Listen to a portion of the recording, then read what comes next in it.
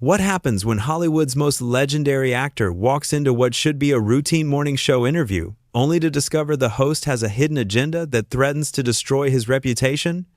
In just 27 seconds, a single loaded question would transform Tamron Hall from respected journalist into the most hated talk show host in America. The studio lights blazed hot as Harrison Ford settled into the plush burgundy chair across from Tamron Hall. The veteran actor, there to promote his latest film, adjusted his jacket and offered that familiar half-smile that had charmed audiences for decades. The usual pre-interview chatter filled the air as crew members scurried around making final adjustments to cameras and lighting rigs. Tamron shuffled through her notes, her perfectly manicured fingers tapping against the cards. Something felt different today. Her usual warm demeanor seemed strained, almost forced. The producers had been whispering in her ear all morning, and Harrison couldn't shake the feeling that this wasn't going to be the straightforward promotional interview his publicist had promised.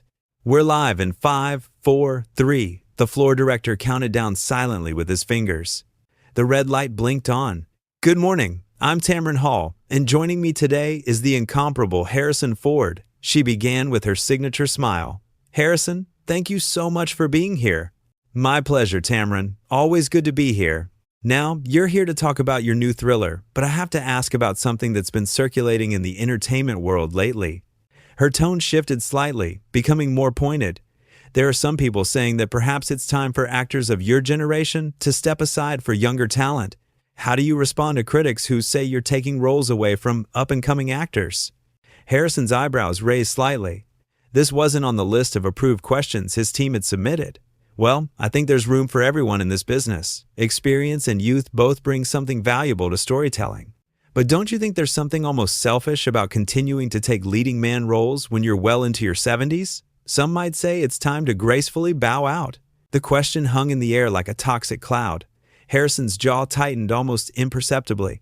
"I don't think age should disqualify someone from pursuing their craft, Tamron. Would you suggest that authors stop writing or painters stop painting simply because they've reached a certain birthday? That's different though, isn't it? Those aren't physical roles. Action heroes are supposed to be believable. Aren't you worried about looking foolish chasing bad guys at your age? I think audiences are smart enough to understand the difference between entertainment and reality. They've been enjoying these stories for over 40 years. Tamron leaned forward, her voice taking on a more aggressive edge. "But what about the safety concerns? There have been reports that insurance costs for your films have skyrocketed because of your age. Isn't that putting entire productions at risk just to satisfy your ego?" Harrison's hands gripped the armrests of his chair. His voice remained level, but there was steel beneath it. "I'm not sure where you're getting your information, but I maintain the same physical standards I always have. My stunt coordinators and insurance companies seem perfectly comfortable with my participation." "Come now, Harrison. We both know that's not entirely true. There was that incident on the set of your last film where you required medical attention after a stunt went wrong. How many crew members' jobs were put in jeopardy because of that delay?" The studio fell silent except for the quiet hum of the cameras. Harrison's face darkened.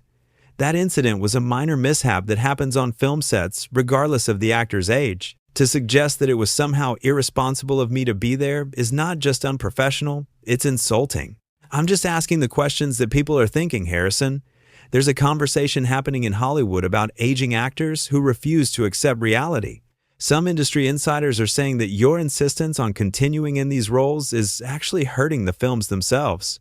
And who exactly are these industry insiders? Because in my experience, the only people who seem to have a problem with my age are tabloid journalists looking for controversy where none exists. Tamron's smile became razor sharp. "Well, I have it on good authority that several studio executives have privately expressed concerns about your ability to carry a film in today's market. One unnamed source called you a nostalgia act trading on past glory." The words hit like a physical blow. Harrison's composure finally cracked. "You know what, Tamron? I came here to talk about a film that employed hundreds of people and tells a story I believe in. Instead, you've decided to ambush me with anonymous gossip and ageist attacks. This isn't journalism, it's tabloid assassination. I'm simply doing my job as a journalist, asking the tough questions that our viewers deserve answers to. Your viewers deserve better than this. They deserve honest conversations, not manufactured controversy designed to generate clicks and ratings. So you're saying I'm not being honest?" Tamron's voice rose defensively, but there was something calculated about her indignation. I'm presenting legitimate industry concerns about aging actors in Hollywood. Harrison leaned back in his chair, studying her with those piercing eyes that had stared down countless villains on screen. What I'm saying is that you've clearly come into this interview with an agenda that has nothing to do with my film or my career. You're looking for a gotcha moment. That's absolutely not true. These are valid questions about the state of Hollywood and whether certain actors are holding back progress. Progress toward what exactly? A world where experience and craftsmanship are thrown away the moment someone hits an arbitrary age limit? Harrison's voice carried decades of authority. I've been in this business longer than you've been alive, and I've never seen journalism quite this transparent in its attempt to create drama. Tamron bristled. I've been a journalist for over 20 years, Harrison. I don't need lectures about my profession from someone whose job is pretending to be other people. The insult landed like a thunderclap. Several crew members exchanged shocked glances. Even the cameramen seemed taken aback by the hostility. Pretending to be other people, Harrison repeated slowly, his voice dangerously quiet. Is that what you think acting is? Just pretending? Well, it's not exactly brain surgery, is it?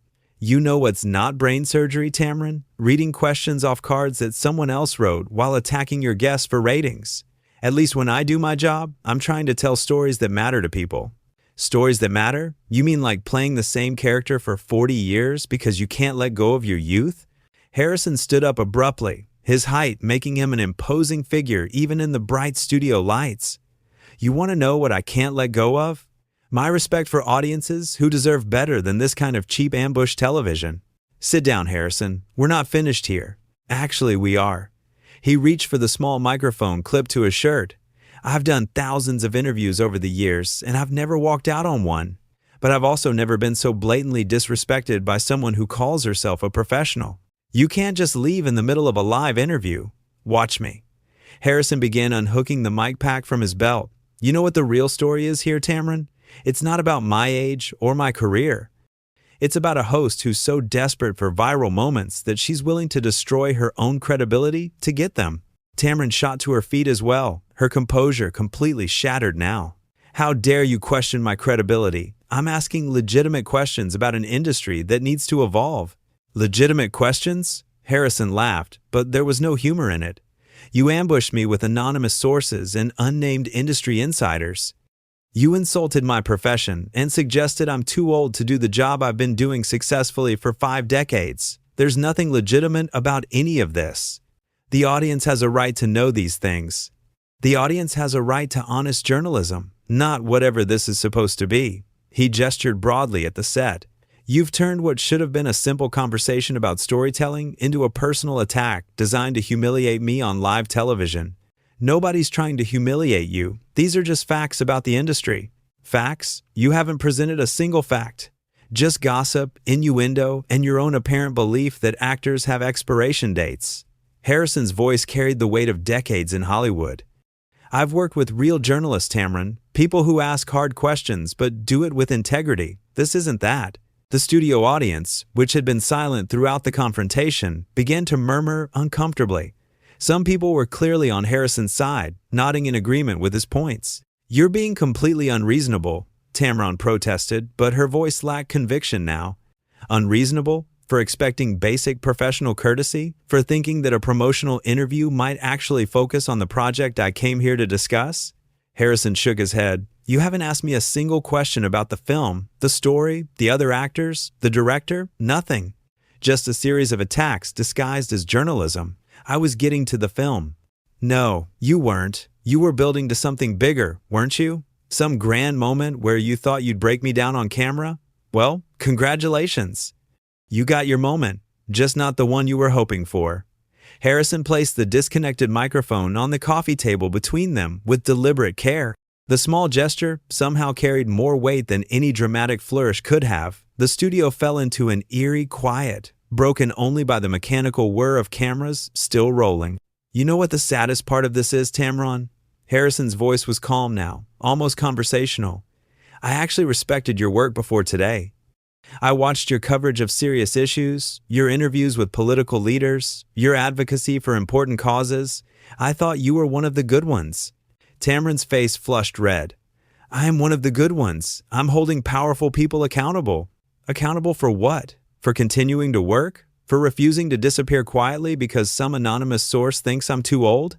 Harrison's laugh was bitter. You want to hold someone accountable? Look in the mirror. You've just destroyed your own reputation on live television. My reputation is just fine, thank you very much. Is it? Because what I'm seeing is a host who ambushed a guest with tabloid garbage, insulted his profession, and then got angry when he refused to play along with her scripted drama. Harrison gestured toward the cameras, and it's all being recorded for posterity. The reality of the situation seemed to hit Tamron like a physical blow. Her eyes darted to the cameras, then to her producers in the booth, who were frantically making cutting motions across their throats. We can edit this, she said quickly, her voice suddenly uncertain. Edit what? The part where you called acting pretending? The part where you suggested I'm holding back progress? Or maybe the part where you accused me of putting crews at risk because of my ego? Harrison shook his head. You can't edit away what just happened here, Tamron. This is who you chose to be today.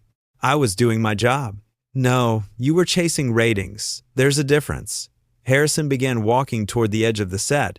Your job would have been asking about the themes in the film, about working with the cast, about what drew me to the project. Your job would have been serving your audience by giving them insight into the creative process.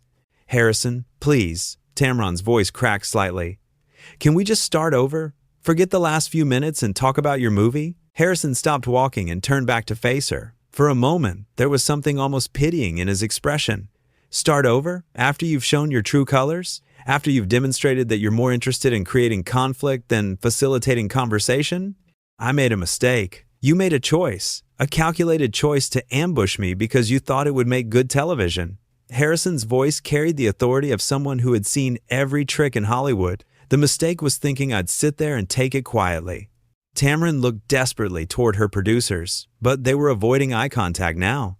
The damage control had already begun in their minds. The network will never air this, she said, more to herself than to Harrison. They'll air something, Harrison replied. Maybe not this exact conversation, but the story will get out. It always does. And when it does, people will see exactly what kind of host you really are. You're destroying my career. I'm not destroying anything, Tamron. You did that yourself the moment you decided to treat a guest like an enemy instead of a human being. Harrison's voice softened slightly, but the steel remained. I've been in this business for 50 years. I've survived bad reviews, box office bombs, personal scandals, industry changes, and every other challenge you can imagine. You know how I did it? Tamron didn't answer, but her expression showed she was listening, despite herself. By treating people with respect, by understanding that everyone I work with, from the biggest star to the newest grip, deserves basic human dignity. Harrison adjusted his jacket one final time. Today you forgot that lesson. You treated me like content instead of like a person. That's not journalism, Tamron. That's just cruelty with a camera. Please don't leave like this. I'm leaving exactly like this because this is what you created.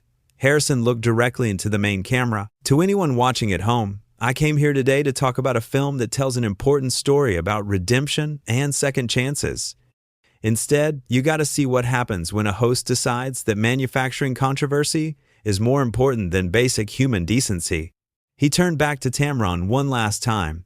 I hope your rating spike was worth it because this is the last conversation we'll ever have. With that, Harrison Ford walked off the set of the Tamron Hall show, leaving behind a host whose credibility lay in ruins and a studio full of people who had just witnessed the complete destruction of a television career.